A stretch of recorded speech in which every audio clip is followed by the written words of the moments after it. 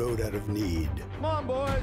The need to stay in school, the need to eat, to sleep. We gotta keep these, right? As long as we stay on the team. Washington Huskies coach is bringing an inexperienced vote to the competition. I absolutely loved this film. I love true stories, and this was one I was largely unaware of, so it made it even more fun to check out. You know, Callum, let's start with you. The idea of, you know, being part of this team, I can see, you know, anyone kind of relating to that sport aspect and the excitement of it. But this was more than just being part of a team. This was like survival, your future. Talk to me about the mindset of the character. Well, Joe was abandoned by his family when he was 13 years old and somehow miraculously ended up at college. And not only to pay his tuition, but for somewhere to live and food to eat. He realized if he joined the rowing team, or at least tried, that would be provided for him. So he was there out of necessity. And then over the time that they were rowing, fell deeply in love with all the other boys and the sport itself. I mean, it's a really grueling thing to do. We trained for 2 months, 4 hours a day, every day before we shot. And we really built a professional sports outfit and bonded in a way that I didn't think that we'd be able to.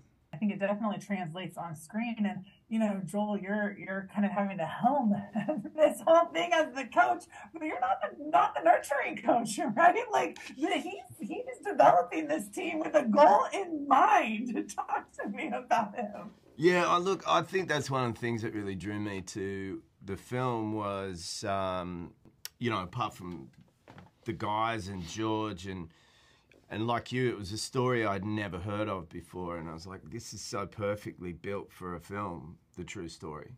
But the coach is one of those coaches that I am always curious about when I watch any sport that just looks really just deeply unhappy.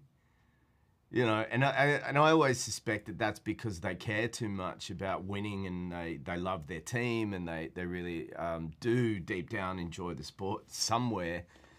You know, and it's the coaching that is, to me, like, you know, a slightly unavailable dad that you just constantly want to please, you know, because he just looks so angry all the time. Not angry, just really like sort of perplexed and grimacing all the time. So I was really excited about bringing one of those coaches to the screen rather than the warm, fuzzy, cuddly, encouraging coach that probably makes you lose because he's too full of platitudes. You guys are great. You guys are doing great, even though you come in last. Yeah.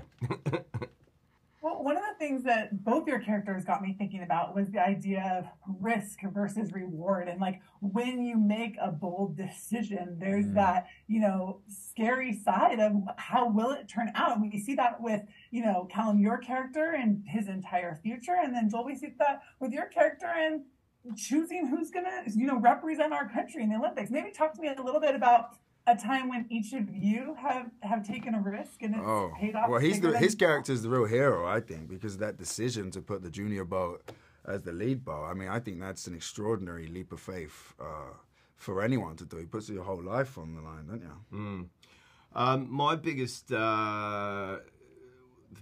biggest risk I ever took was giving up my modelling career. I was going to see if I could slide that under the door. I never had a modelling career. That was a joke. No, I used to work a lot in the theatre, and I was very fascinated by working in the movies. And I had this whole kind of life going on where I was working in the theatre, and I realised if I had to stop doing that in order to be available. But it was a real, like, cross my fingers, because I didn't have a job. But actually, the first time I ever got an acting job, I quit my real job. What was your real job? I was working in a hotel as a bellhop or a porter. And then I had one episode of a TV show. And when I went to shoot it, my character was killed. And I was sent home at 11 a.m. So I worked from like 8 a.m. to 11 a.m. So I didn't have a real job. And my first acting job was over. So I was like looking into the abyss, but it was sort of about going, all right, Exhilarating. I know that I'll fill that space somehow, and I believe in jumping off a cliff and knowing that you'll find a way to land on your feet. So glad you took that risk. Thank you guys so much. I can't wait for audience to see this film. But I'll carry your bags next time I see you. I know how. For all the people who never believed in you,